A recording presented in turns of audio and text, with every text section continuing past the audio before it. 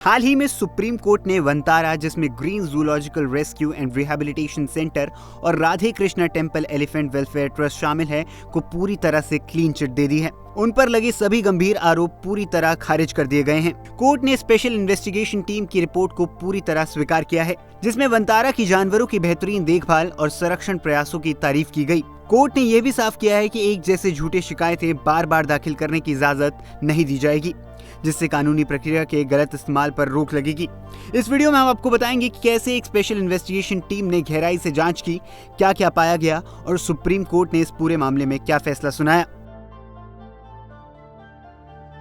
25 अगस्त 2025 को supreme court ने वंतारा के खिलाफ लगाए गए आरोपों की जांच के लिए रिटायर्ड जज और वरिष्ठ अधिकारियों की एक विशेष टीम बनाई थी। इस टीम ने केंद्रीय zoo authority, CBI, ED, customs और साइट्स जैसी भारत और विदेश की शीर्ष एजेंसियों के साथ मिलकर जांच की। गहराई से जांच करने के बाद दस्तावेज, एक्सपर्ट एडवाइस, साइट विजिट और व्यक्तिगत सुनवाई के आधार पर उन्होंने ये निष्कर्ष निकाले, कोई कानूनी उल्लंघन नहीं। वंतारा ने वन्य जीव, जू, कस्टम्स या मनी लॉन्ड्रिंग से जुड़ी कोई भी कानून उल्लंघना नहीं की। सभी जानवर कानूनी तरीके से लाए गए और दस्तावेज भी पूरी तरह से सही थे। उत्तम जानवरों की देखभाल।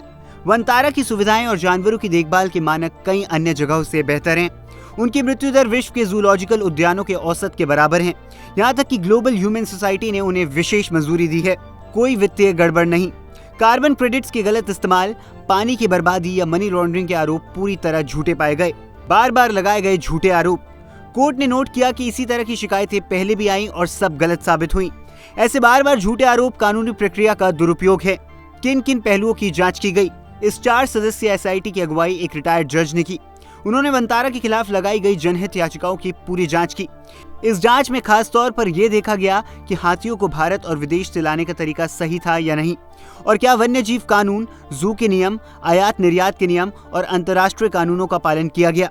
साथ ही जानवरों की देखभाल कैसे हो रही है, उनकी सेहत और मृत्यु दर कैसी है, आसपास की जलवायु कैसी है, क्या कोई औद्योगिक क्षेत्र बहुत करीब तो नहीं है, जानवरों के प्रजनन और संरक्षण के प्रयास कैसे हैं, और जैव विविधता का इस्तेमाल सही ढंग से हो रहा है या नहीं।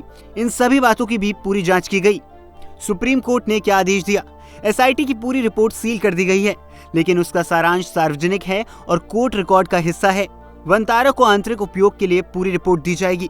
शेड्यूल ए में दर्ज सभी शिकायतें बंद कर दी गई हैं। पुराने ही आरोपों पर आधारित कोई नई शिकायत स्वीकार नहीं की जाएगी। वंतारा और संबंधित अधिकारियों को एसआईटी के सुझाए सुधार लागू करने होंगे। वंतारा को मानहानि करने वाले किसी भी प्रकाशन के खिलाफ कानूनी कार्रवाई करने का अधिकार दिया गया है। एसआईटी के सदस्यों, एक आईआरएस अधिकारी को छोड़कर उनके काम के लिए सम्मान राशि दी जाएगी। एसआईटी की संरचना में रिटायर्ड जज और सीनियर अधिकारी शामिल थे, इसलिए इसका फैसला बहुत अहम माना जा रहा है।